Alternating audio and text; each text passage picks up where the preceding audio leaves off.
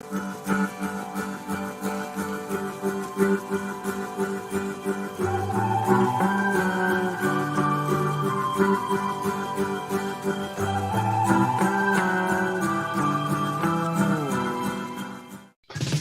we zoom out beyond the main protagonist and antagonist, beyond the supporting cast, and beyond the world itself, we find ourselves looking at the faceless masses who inhabit our stories. These might be great armies, or a collection of sentient computers. We might build an organization tasked with good, evil, or with complex morality. They could be cops, nurses, farmers, or accountants. How do we create these masses of characters? Are they one entity, or a cast of thousands? We will discuss it in today's panel. Then C.L. Cannon will be along with any books you might enjoy if you are a fan of Fourth Wing by Rebecca Yarros.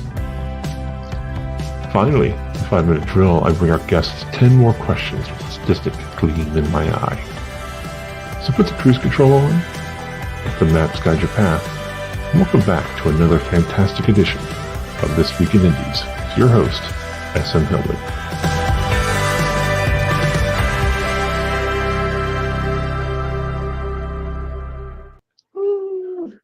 Welcome to This Week in Indies, hosted by the Malevolent Force. Don't touch me, I'm evil. S.M. Hillman at your service. Host of Zero Means You're Dead here on the Go Indie Now Network, and Joe has kindly allowed me to host This Week in Indies. So, hooray! Thank you for joining us today and engaging with us on chat, or if you're watching this live on Memorex, please go ahead and leave us a comment. And do not worry, I have 100 more Gen X comments to get in before the hour's up. Excellent. Speaking of time, let us move right in and have our panel. Fantastic professionals introduce themselves to you in their own voices and tell the audience their favorite Muppet. That's right, your favorite Muppet. Let's go ahead and start with Jessica. I'm Jessica Nettles, author of Children of Menlo Park, and my favorite Muppet is Animal. He's just the best. That's a good one. That's a good one. Hey, Vanessa? I'm Vanessa Junta. Yeah, I'm just jumping in because I was the next one in line. So I'm Vanessa Junta. I am the author of the Soul Cavern series. I'm a freelance fiction editor, and I'm very involved in conventions. And my favorite Muppet, well, I am also Team Animal. All right. Sounds like Animal's winning. Jim? Winning. I'm Jim Nettles, and so I write a whole bunch of shit. I do a whole bunch of conventions. I teach a whole bunch of classes. I'm one of the founders over at Continual Causing Mayhem, and I do a bunch of other stuff too. And my favorite Muppet, again, this is probably going to be a family trait, is Animal. However, I have to give honorable mention to Fozzie. So, Absolutely. Oh yeah, Fozzie's good. That's true. Awesome. And last but certainly not least, Patrick. Hey, I'm Patrick Dugan. I am the author of lots of science fiction and fantasy. Our newest project, Kickstarter last week ended, so Stone Cold Witch will be out in May or June at this point. So my favorite animal, Muppet would be Animal, but I'd go with Grover if I had to pick. I love Grover. Grover was so fun. So Awesome. sweet. Excellent. It's probably not surprising to people who know me, but I like the two grumpy old men. So you're both of them. Yes. That's right. Yes, I am. In one. All right. Folks, as always, remember to pound that like button as if Miss Patman's last life depended on it for us, right? And subscribe to the channel to support Go Indie Now and our indie creators everywhere. Tell your friends and even tell your enemies and your frenemies. We're supposed to have friends. We're writers. I know. We could make we make our friends. Yeah, we make up our friends. Yeah. So today I want to talk about the faceless masses. They're not individuals, the crowds, the protests, the armies, the orders, and the classes that make up living organisms in the background. these groups who support, who pursue or support, or even stand aside while the protagonists and antagonists duke it out. Folks in the audience, let's see if we have any comments yet from our audience. Pardon me, this is the first time I've been running the machine. Joe's nickname in high school reminded people of Muppet. True story. Aww. A.L. Mengel is with us. Good morning. A.F. Stewart's also with us. Good morning, everybody. Good morning, everyone. Okay. So, first question. Let's go ahead and warm up with an easy one. All right. What is your favorite representation of a large group of people in the background? Kind of like the Seahawks, 12th man, all their fans. They make a lot of noise when they come to the stadium, but you don't necessarily see individuals. But they definitely make themselves heard in the stories. Do you have a favorite one? Start with Jessica. In my stories or in any story? Any stories. Doesn't matter. Oh, geez. I'm really fond of organizations like in James Bond, you've got the organizations behind him, and you've got Spectre. And I mean, I grew up with that kind of thing, Gen X. So you've got these organizations that are running behind these main characters that make decisions and are mysterious, and you don't know why they're doing the things they're doing, but they're doing that. So probably Spectre is probably one of my favorites because you don't know exactly what's motivating them initially, except world domination, of course, or what cogs are working where. And so there's that ongoing puzzle box of what are they going to do next, and where are all the pieces. I love that. Fantastic. Is that sort Go ahead, Vanessa.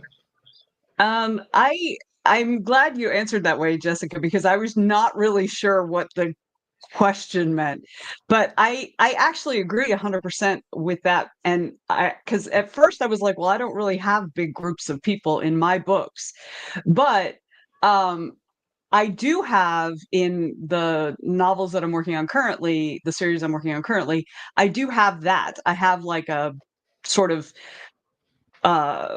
background governmental group or whatever that's runs the task force that the main characters are on.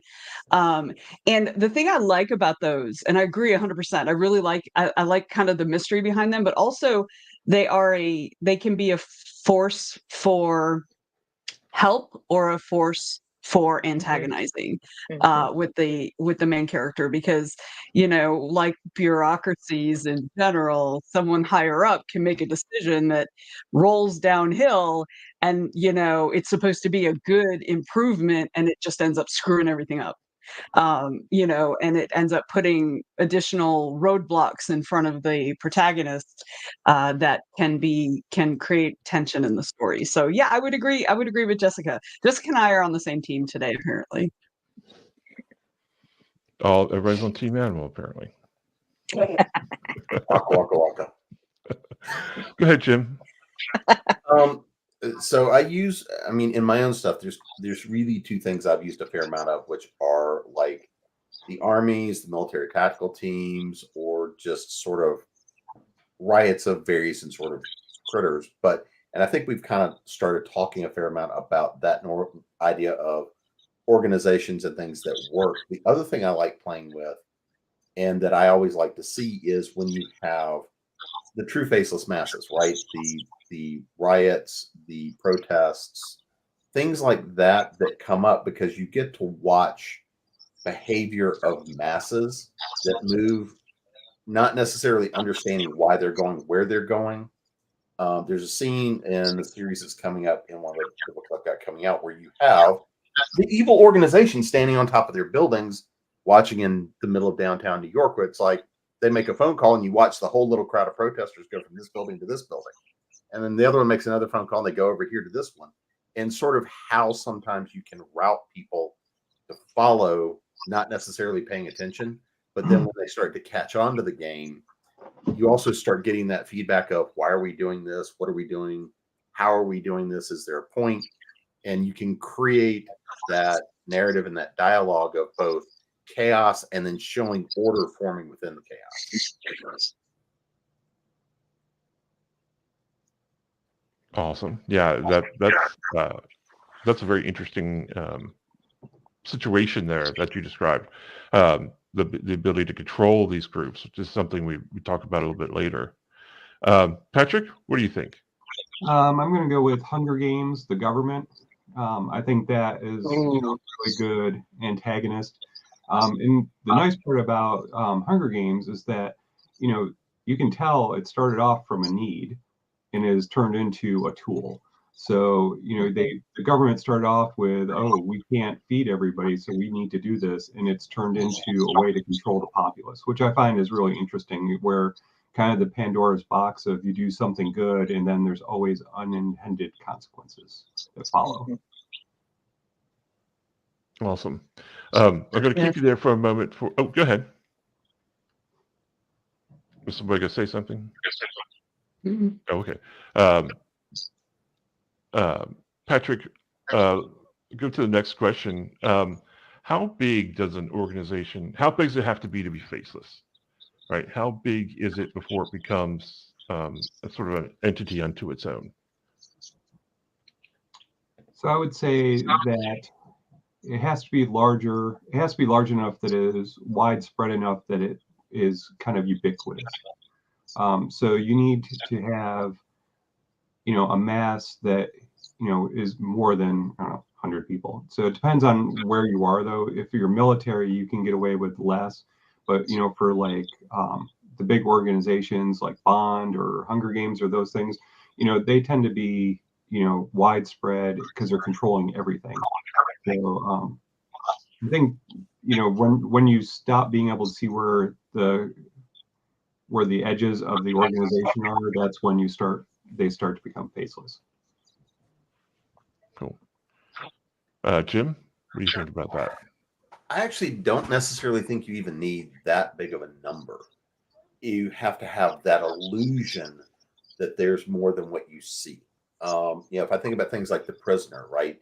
You saw all the prisoners, but you had that notion of, okay, there's a number one somewhere at the top. There's somebody calling the shots. Yeah, you kind of find out at the end of the series that that's not exactly how it works. But as long as there is that illusion that there is more there, and you can handle a lot of that by showing people coming and going, that you don't necessarily know who that person is. Think about like the spy thrillers with you make a phone call and all of a sudden two people show up to make the body go away, or you're chasing and doing different things. Made a mistake of watching a little bit of the Mr. and Mrs. Smith series where you're looking and staring at a box. You have a notion that there's something greater behind that, but you don't know what that is. So I don't think you necessarily need to see big faceless masses to have the idea that there's a much larger organization behind it. If that's what you need to create, is that sense of, I don't know. If you look at something like the TVA in Loki, right? You see a ton of people. You have the big faceless masses. But as always, there's the handful of people giving the direction. Right. Yeah. There's certain players who are keeping it all together, at least in theory. Right. And so I think all you really need is that illusion that there's something bigger behind it. Vanessa? Yeah, I agree. I think because I think there's two things. I think there's the reality and the perception, right? And the reality can be exactly what Patrick was saying, where, if you're talking about actual, it's really a big faceless group, you do need lots of people, but then you also have perception, and you can create the perception of a big nameless entity when in reality it could just be one person pulling strings. So I think, and especially as creators, we should keep that in mind. Like what perception do we want the reader to have? Do we want the reader to perceive that there's a big group when it really is just one person who's manipulating a lot of people? Or is it actually a big group? Because that's going to then, I think, inform how we create the worlds and how we write scenes and how we drop hints that maybe things aren't exactly the way they look. So yes. Awesome. Yeah, I think that perception definitely can create a reality, especially obviously in literature and fiction, things like that. In the real world, even. Yeah, well, yeah, in the real world for sure. Yeah, absolutely. What do you think, Jessica? I think we can manipulate that perception over time too. So you might start out with a smaller group that's taking care of things, and as what they're taking care of grows, that group might grow too, and that group might have to change as well. And that group might be working for a long time under such cover that nobody has to perceive, besides the reader, of course, but nobody, as far as a few characters, have to even perceive that that group exists. It's just there. And so you have a handful of characters that know that it's going on, but the rest of the world may not even know that it's there. And it's that way with, like, in The Prisoner, the only people that really know that what's going on in the village are the people in the village and whoever's running the village. Right. Tiffany's here. Hello, Tiffany. Does a organization, and I'll throw this out to anybody, does the organization need to change? Now, obviously, in a short story or in a single novel, it may not have time and space to change, but over a longer series, maybe, does the organization itself, or does Faceless Masters need to change, or the staying static, or does it matter? I think it depends on the story. Yeah. It depends. I mean, if you look at the James Bond series over time, MI5 changes a lot. The perception of what they need to do, their perceived enemy changes as the perception of the Cold War changes, and who the enemy really is. We switch from focusing just on the Russians to Spectre and back and forth. So, and it changes, and even James Bond changes. So yeah, I think it changes over time. And if you look at the film series, look how M changes over time. I mean, we end up with a female M, which would have been unthought of in the 60s. Oh my God. Yep. Yeah. I also think it depends on the role in the story that the organization has.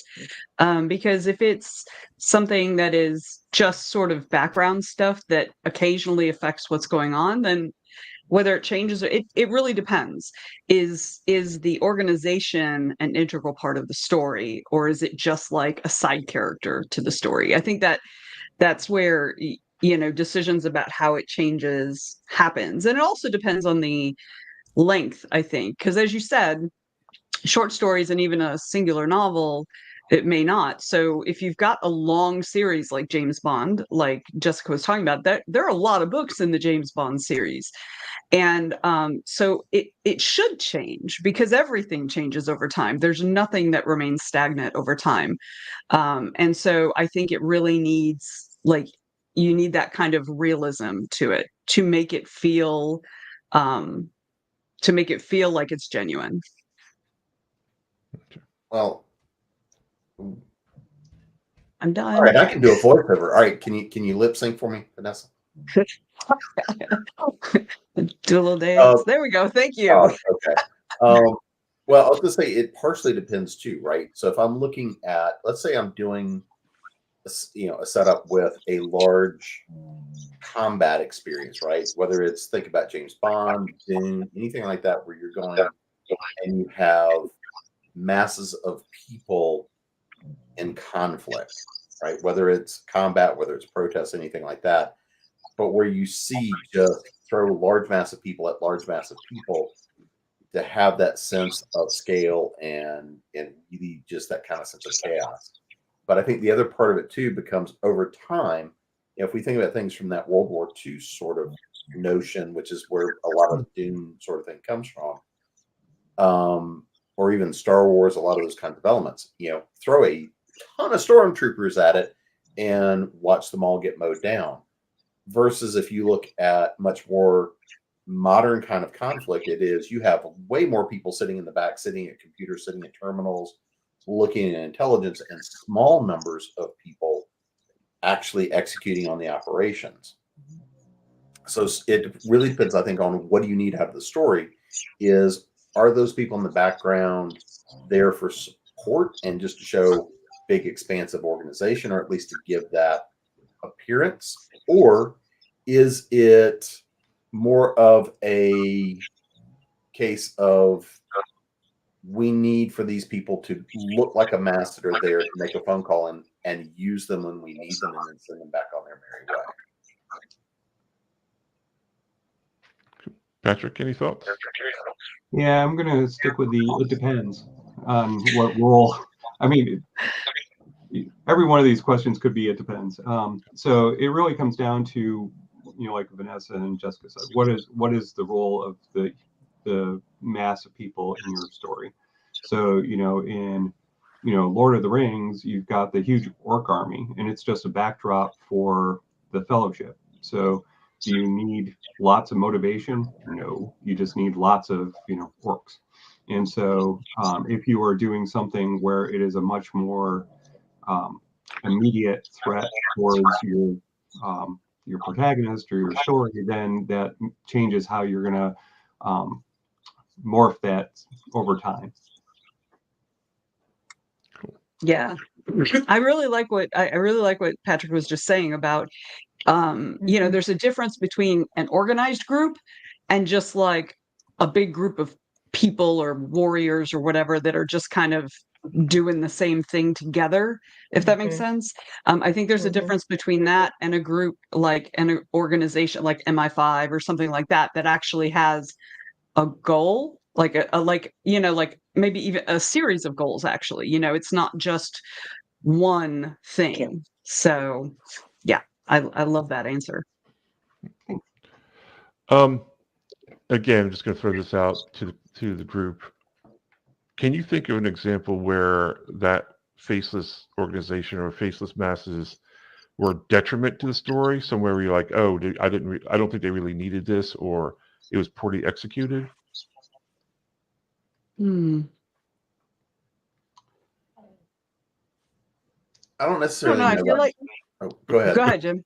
No, go ahead.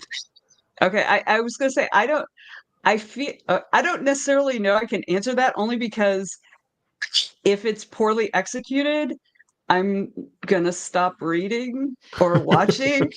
You know what I mean? Like, right. So I'm not sure I have an actual answer. So you didn't have to really put me on the big screen for that. Oh, okay. So. Go ahead, Jim. I was going to say, actually, if it's poorly executed, then it's going to pull you out because it feels like all of a sudden you've just thrown a mass horde for no reason, or it doesn't ramp up the level of. So maybe that thought of, hey, we're just going to put a faceless, nameless mass army of orcs pouring your direction. When I think about poorly executed, it tends to be somebody pours a ton of something from an antagonist towards you, or even sometimes from the protagonist's back, right? You all of a sudden just feel this massive rush. Whole bunch of people go flying by, and then it's done. I don't necessarily know that it's poorly executed as much as you might just ultimately ignore it if it's not doing anything for you. Mm-hmm. I think it's more of, I don't know if it's poorly executed as much as it's unneeded. I think a lot of times certain authors like to just go off on tangents that don't actually move the story forward. It's just kind of more like, oh, that was really cool, so I want to stick this in my book. But it Okay, doesn't. I'm feeling really called out. You Thanks know, for calling me out, Patrick. it's not you by a long shot. That's So, why I called 30,000 words out of my first novel. and we it was all do worth it. it. So Yeah. it's, the thing is though, is, because you'll be reading a book and you're like, okay, well, that was cool, but it didn't really serve a purpose. It didn't move the story forward. Mhm. It was just taking up space. And so that is more of what I look for, and you can execute it perfectly, but if it doesn't move the story forward, then it probably didn't need to be there. Right. I mean, I've seen this kind of thing like more in game situations than maybe in actual books, where Oh, I've had yeah. a DM just decide to throw a horde of something at the party. And I don't know if that's a lack of creativity or just they think that's probably the most scary thing they can do. As a seasoned gamer, that is not the most scary thing you can throw at me. Not anymore. I've had that done. I've survived it. It's not scary. It's just like really, really again. And You're going to call Sean out like that before tomorrow night? well, yeah. I was Now just I know thinking that, for actually, sure that yeah. I am going to be the first to die. So, of course, he's going to look at my sheet later and realize that I'm probably going to be the first to die anyway. Halfling, yeah. I'll go hide in the back.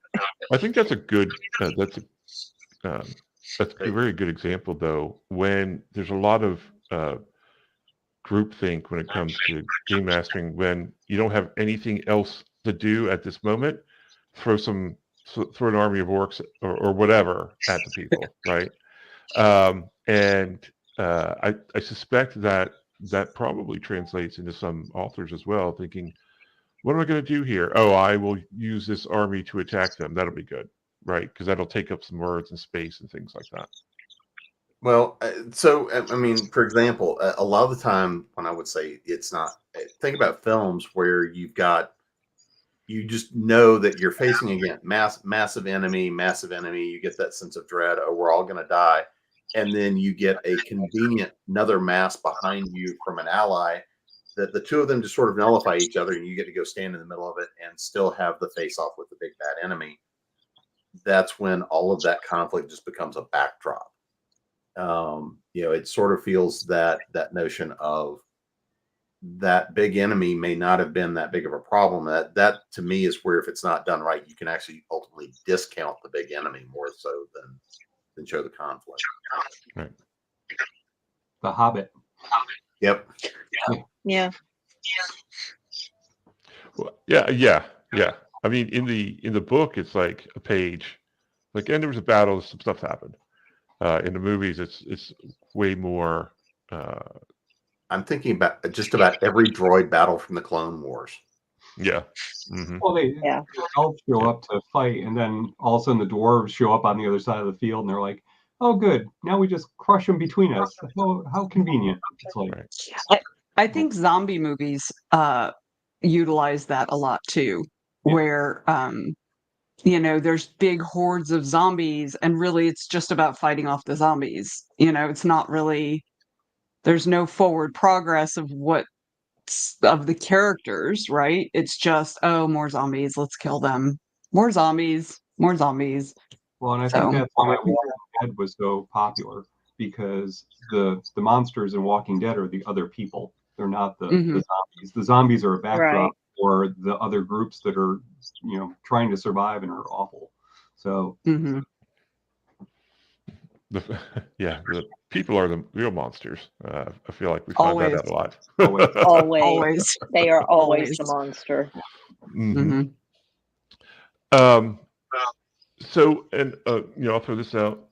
In your own writing, I know you've commented already. How important is it for your writing, your style, your stories to have that group of NPCs, we'll call them, since we're talking about gaming too, in the background? Is it something that you find you use in your writing quite a bit, or not? Almost not at all. It depends. For me, go ahead. Who wants to go? You go ahead. Go ahead. So for me, I don't generally write things with big groups like riots and things like that. I do have shadowy groups, almost always. Like, I have some sort of shadowy group in all my series. You just don't know the extent of their size or their infiltration or whatever. So I do have that, and it's pretty important in most of the stories that I have, or most, like, in my series and my planned series. But for me, it tends to add some mystery and some, you're not exactly sure what the protagonists are up against, and they don't know what they're up against. And so for me, in the books I'm currently writing and working on, it's pretty important as far as, like, sort of shadowy organizations. But things like, big groups of people and big, like, you know, commuters on the street and stuff like that, that's not a big thing. I will say, though, one of the things that I find in situations where there are big groups, like, protests, or like people on the street or whatever, is that you can make those, as a writer, you can make those more present, like, for the reader, if you at least pick one or two of those faceless people to do something, right? So that it doesn't have the idea that only your characters are there and nobody else. So that's something that I find most interesting about having those kind of faceless masses, when there are occasionally a face. So Okay. I think about when we talk about the faceless hordes, in some of my own stuff. But if I actually use the Borg from Star Trek, because I think that's a really helpful one, because they truly are, they're that blend of zombie and technology and hive mind. So just because you take out one physical entity doesn't really impact the overall.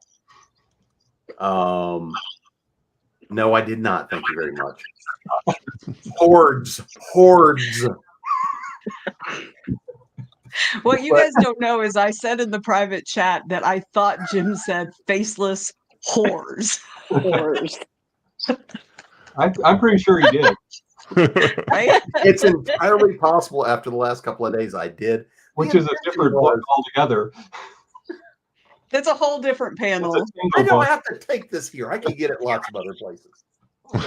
Well, you did better And yet you're here. But and even in some of my own stuff, I think that it can be important to have that sense. But again, it's what are you using it for, and having it appropriate. Is it to create that overwhelming sense of, because for me, a lot of the time, having that overwhelming sense is to create that sense that you can't ever fully win. There's always the next enemy, the next one to take on. But the other helpful thing becomes, can you pluck one out of that horde to use for information? Keep the one alive out of the ones that attacked you or everything else. So if you can do that, but I mean, again, it's at the end of the day, your hero is unlikely to be taking on a league of 10,000 by themselves.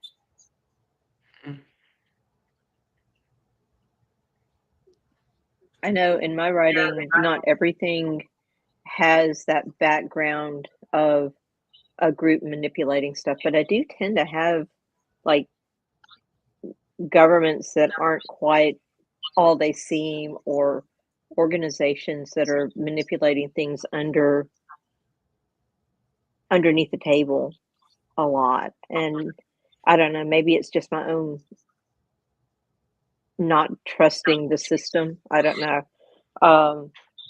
But I just find it fascinating. And so I know in the series that I'm slowly building, there's an ongoing group that works under the table that may or may not eventually become something akin to the Men in Black, who once again manipulate around the edges of American history. So yeah, I like that kind of thing, but I don't think it's in everything that I write. Well, I think the Men in Black are interesting, is that you have characters that come out of that organization, but the organization is just as important as a character to Yeah. those movies and the story. Absolutely. Yeah, for me, it's Darkest Storm revolves around the fight with the government, so that is very topical for it. With something like Never Steal from Dragons, the dragons that rule Hub, you don't really know how deep it goes. They're the police, they're the government, but you don't ever really get a feel for just how big they are. So, I mean, I think it really plays to what your story is that you're telling and how you want to work that in, as far as, and especially with Go Forward, having a enemy that can morph and change over time helps you with some continuity in your books.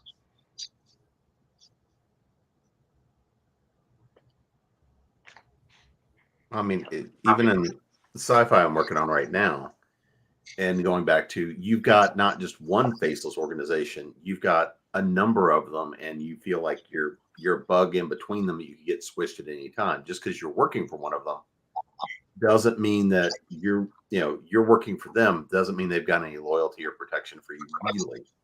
And that notion of, when you are in between a lot of big animals, it's, think about, you're in the middle of a stampede of elephants and buffaloes, and you're a mouse sitting on top of the hill just trying not to get stepped on. That to me also becomes interesting, is when it's not just one big faceless horde, but when you have multiple of them and you're sitting in the middle of it trying to figure out where your place is in the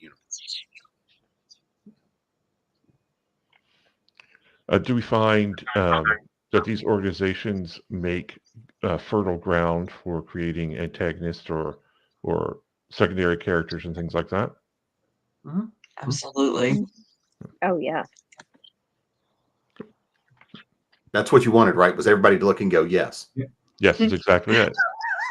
I think this also goes back to what I was talking about earlier, how these big organizations can create antagonism, and that can be, an individual face, and it can also throw in support, again, with an individual face. So that's what makes them really versatile, I think, is that and they can do all those things in one story, or maybe one series or whatever. You can have one face from the faceless organization that's throwing in monkey wrenches, and another face that's actually helping. So it can be very versatile in that way, I think. I think a great example of that was Andor, because you see the Empire, and you've got the one woman who's like, I'm going to get them no matter what, and then you've got the other people who are trying to take her down. So they're actually helping the other. They're helping Andor to win, basically.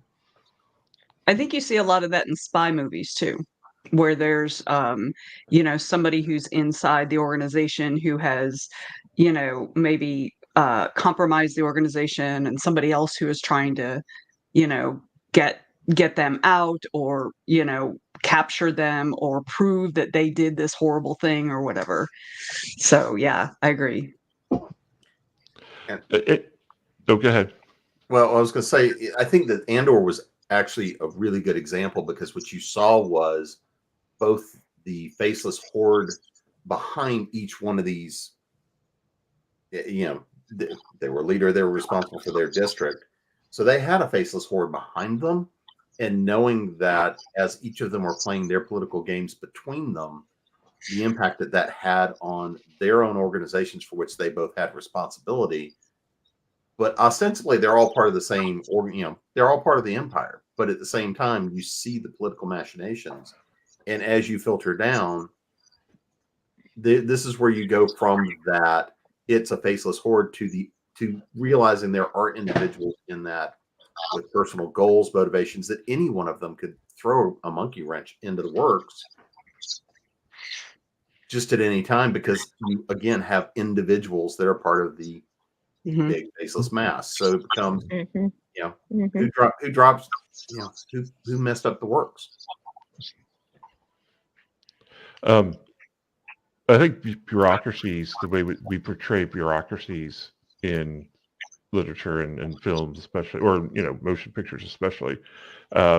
That's pretty typical, right? It's either hyper efficient and easily sort of tripped up by one cog going a little bit off kilter, and that's a built-in vulnerability. What other vulnerabilities might these large groups have other than internal strife? Well, like 5 in Umbrella Academy basically goes off the rails so that he's trying to save his family. So such a great show. So, but he actually, Are you calling me out again? Yeah, pretty much. So, 5 goes off and realizes what's going to happen. So when they recruit him to be part of the time cops, he actually is working towards his own goals instead of the goals that they're telling him that he's supposed to be following, which I think the rogue agent is pretty much a classic in sci-fi and fantasy. Mm-hmm. Yeah. Well, also, you can have exterior attacks like Loki, where you've got an exterior character that comes in and screws up everything because he realizes something's going on and nobody else inside can see it or wants to talk about it. And I walked all over Vanessa, and I'm sorry. No, you didn't. Go ahead. What you said was way better. I was just going to agree, basically, with what Patrick said. And I also agree with what you said. So it worked. Well, the only thing I could add to that would be logistics, right? It's logistics, it's resources, it's that flow. If you're talking about a big group of people, or a big group of entities, or whatever the case may be, is sometimes looking at the logistics, the resources, all of the movement kind of stuff that doesn't necessarily need to be but a sentence or two here can also come into play for, think about a thriller, follow the money. How can I follow the chain of what's happening? Or it is when you have an organization that big, there's always gaps. You're never going to close everything. I don't care what size entity they are. I mean, look at any government. There's holes in systems, networks, everything else, because you can't close every gap. And I think that's one of the biggest things is the larger your shadow organization becomes, in the reality of it, the more ways there are to penetrate it and the more things that have to work, or more ways to really kind of mess up the works. Yeah. And with in epic fantasy, you see that a lot because you're attacking the supply, transports, and you're going after, the resources that they're using to, scorched earth, things like that. You see that a lot, in those kind of epic fantasy war novels. Absolutely. All right.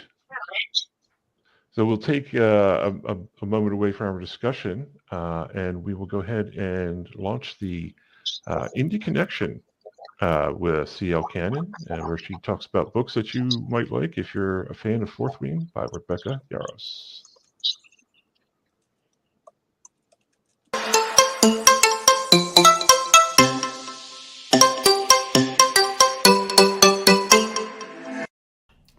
CL Cannon here from Fiction Atlas Press, bringing you another Indie Connection.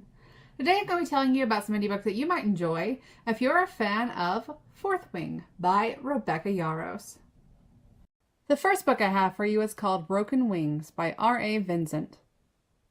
Welcome to the Royal Rider Military Academy, where only the ruthless survive. 20-year-old Ainsley No Name is nothing. She's less than nothing. Just another faceless orphan stealing to feed her foster brothers and sisters. When 3 men snatch her off the street and drag her into the woods, she knows it's the end. Until she came. Scales the color of flame and brimstone, a dragon drops out the sky and saves her. With that, the sacred bond between rider and dragon is formed, and her execution is set in stone. In Adelinda, there is one law held above all else. Any peasant who bonds with a dragon will be put to death. Left with no choice, Ainsley claims the only royal line that can't be traced. The royal house of Boreen, daughter of the missing Queen Cassandra, and heir to the throne of Adelinda. A simple plot to keep her life and her dragon becomes anything but. The powers behind the throne will not bow down to a mysterious waif who appeared out of nowhere, and his name is Dominic Rourke. Handsome, powerful, infuriating, teasing Dominic wants her dead. He wants the dragon she stole from him. He wants the throne she claimed as her birthright. Their enemies are getting stronger, bolder, and closer. With each strike from the shadows, they're bringing Adelinda to the brink of a war the kingdom won't survive. But Dominic, his war is with her.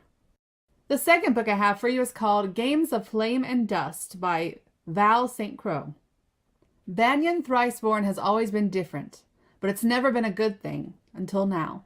When she competes in a tournament for admission to the Southbridge Dragon Academy, she gets noticed by Odeon Naxim. Odeon is the most promising student at the academy, brilliant and daring, the best hope the Trinal Kingdoms has to banish the menace of the Frost. Odeon sees Banyan's potential as a soldier, and he wants her. Before Banyan knows it, she's enrolled as a student at the academy.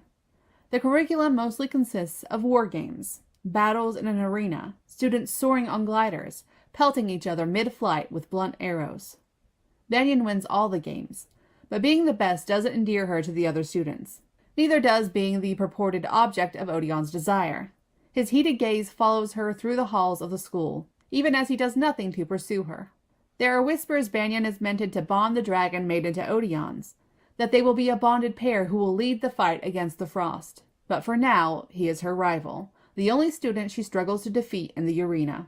All the while, the Frost is lurking out in the reaches of ice mountains, in the frozen peaks, waiting to strike. The third book I have for you is called Spy Master by Bianca d'Arc. The Djinn Spy Master of Valdis Maj has been working in secret for years, but that's all about to change. It's a turbulent time in the kingdom of Valdis. There's a new face at the king's court, a hardened warrior looking to settle down in one place after a lifetime of wandering. He has earned the respect of the king and is asked to liaise with the Spy Master. What he doesn't expect is that the Spy Master is a woman, a very intriguing, very beautiful woman. Something about her speaks to him on a very basic level. He wants her.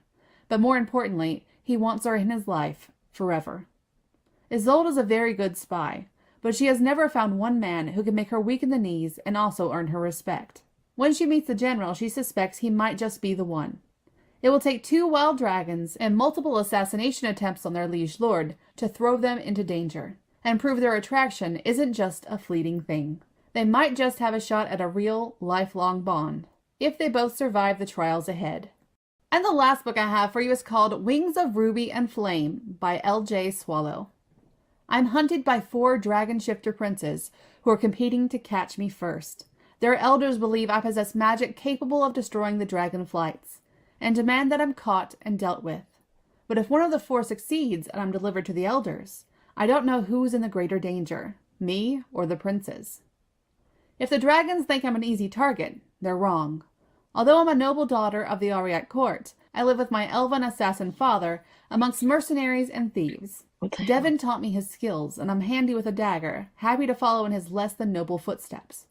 But when a job goes awry, I find myself in a delicate situation with a seductive dragon prince who tells me a shocking secret. My family hid me away from court to keep my existence secret from the dragon elders. Why? I contained the powerful ebon dragon magic that once destroyed their race and could do so again. Somebody needs to explain to me how and why this happened, because I'm not a dragon. And I'm no longer hidden since my new friend is one of 4 smoldering hot dragon princes who are hunting me. Cam the Sapphire Prince, who claims he'll keep me safe. Eli the seductive Ivory Prince. And Emerald Prince Luke, who's the more diplomatic of the 4.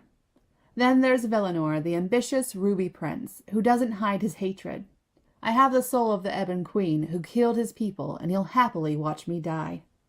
Whoever returns me to the elders first earns prestige, and Velinor intends to win their competition by any means necessary. But victory could come at a cost neither of us want. Can the other princes protect me from him? Because if I truly do contain the magic and soul of the Ebon Queen, and I unleash her magic to defend myself from Valinor and the elders, I'm unsure who's in the most danger, the princes or me. Okay, that's all for me this week. I'll see you next week on the Indie Connection. Bye!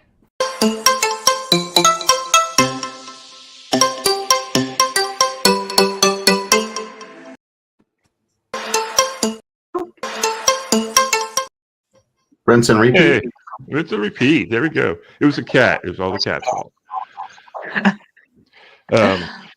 So we talked a little bit about cliches in regards to the faceless masses, big organizations. Are there other cliches that you like, either use yourself or ones that you enjoy reading, watching?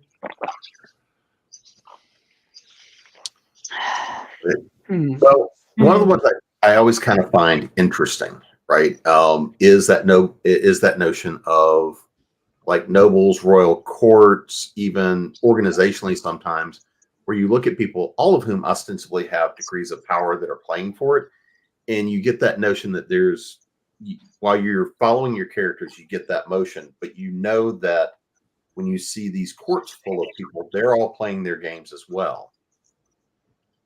And the question becomes, how much of that impacts the story? How much of that impacts what's going on? But you can create that sense that at any time there's a plausible reason why maybe something pops up weirdly out of the space, and you don't need to have much of a hint that, oh, Lord so and so is back from wherever, and mayhem ensues. But again, a lot of time we look at the faceless masses as being the big hordes, the big armies, throw the orcs at it, throw the predators and aliens at it. Whereas we can also sometimes look at, these governmental entities and these echelons as playing this game too.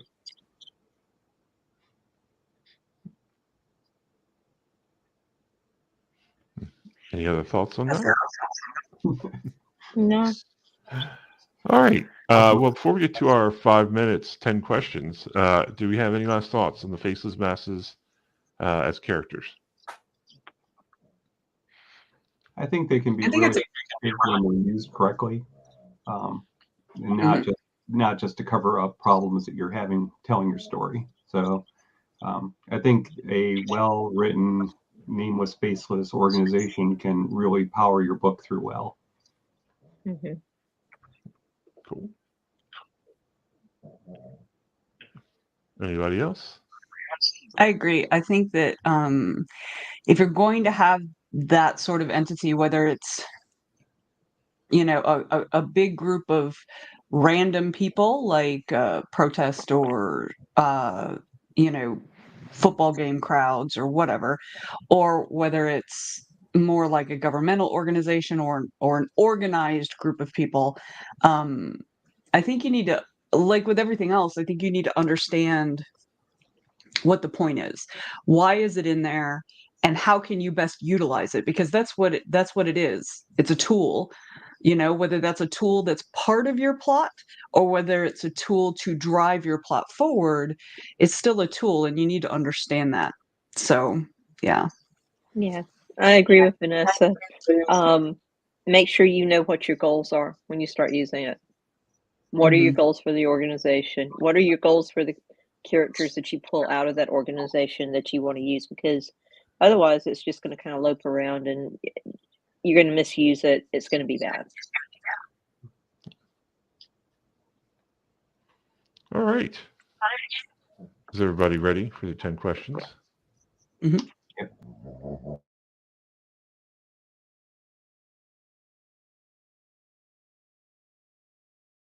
Okay, Joe, start the countdown early. Gee. I know. Hold on. Russian.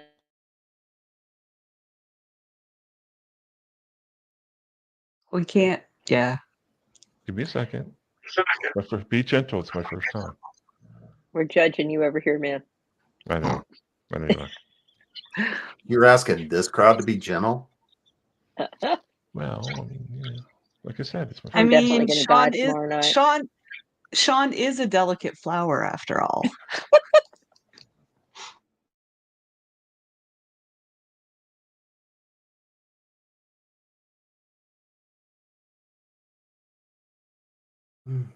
Okay. All right, so I'm going to start, and we're going to get started. Okay, so hopefully we won't have to stop in the middle. Okay. Everybody ready? Yeah. Okay.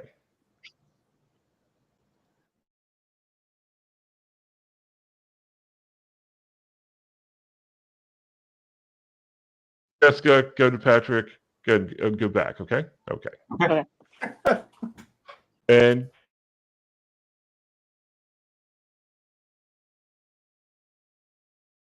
Okay, so every time you put that up, it mutes us. So we can't hear anything. Yeah. We I hear got- nothing. We see Yep. nothing. Hold on. I've got to add that in. Give me a You second. become the faceless mass. Yes. Put it. Faceless You can evil put it in- organization staring us all Yes. through your rooms. Yes, I know. I should be able to do that, but hold on a second. That's okay. We trust you that you'll keep track of the time. That's Yes, not the I will- important part. We I will believe keep in track you, of the man. time. So, yes, who's your favorite villain in literature? And go. Favorite what? Villain in literature. Oh, Moriarty. ooh, that's a Oh, good yeah. one. That's where we're going. But I'm going to have to go with Blofeld. This is so hard. Actually, I'm currently reading the Thief Taker series by D.B. Jackson, and I really, really love one of the bad guys in there is a woman who is also a thief taker, and she's always foiling the main character's plans and stealing his bounties and stuff like that. But she's this kick-ass woman who runs this little organization, and everybody's afraid of her. So, sorry. Sapphira Price. Yes, Blofeld. fair. All right. Second question. Duology, trilogy, or a 14-book series? Your preference as a reader. Trilogy. Trilogy. Trilogy or duology, either one's fine for me. Trilogy. Do you have a favorite fictional organization? We talked a little bit about this before, but if you have one in particular, who's your favorite? Jessica? The people who run the village. Okay. Vanessa? The Watchers from Buffy. Okay. Jim? Section 31. Okay, yeah. Patrick? Ooh. Chaos from Get Smart. I love that. Yeah, Ah, That's the best Gen X answer ever. awesome. it really is. That's where I learned my Okay. management style. Bewitched, Darren 1 or Darren 2, i.e. York versus Sargent. Patrick. 1. One. Jim? 1. Vanessa? Yeah, one. 1. Okay. Unanimous. Sorry, Darren number 2. Who is your favorite fictional sidekick? Jessica?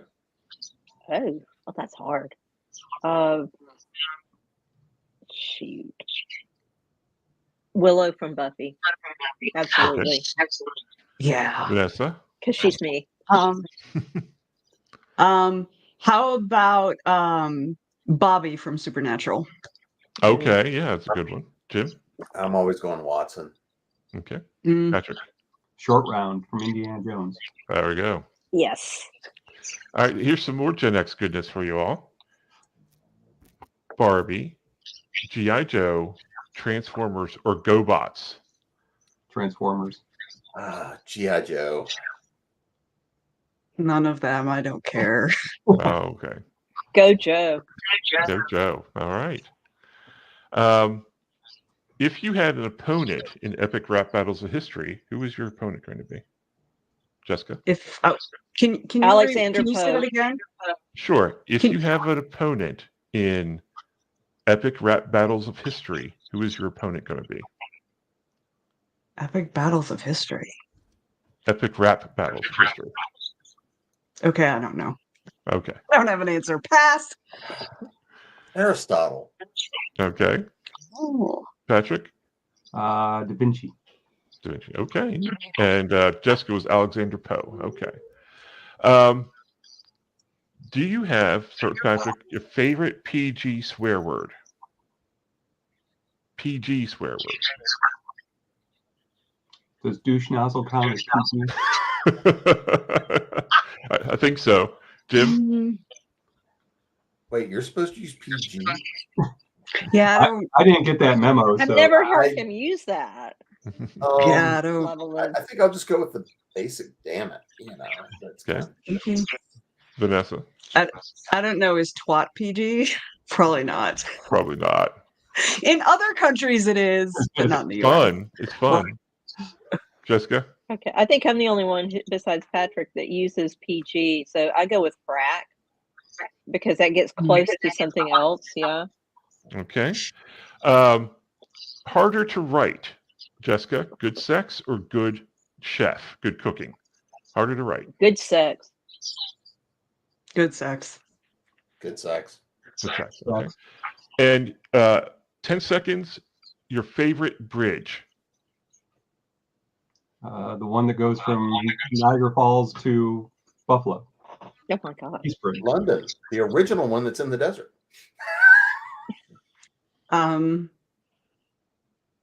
London, I guess. I don't know. I've never thought about it. The bridge that goes from Georgia at Brunswick to St. Simon's Island, because it takes me to my favorite place in the world. Gotcha. Oh. All right.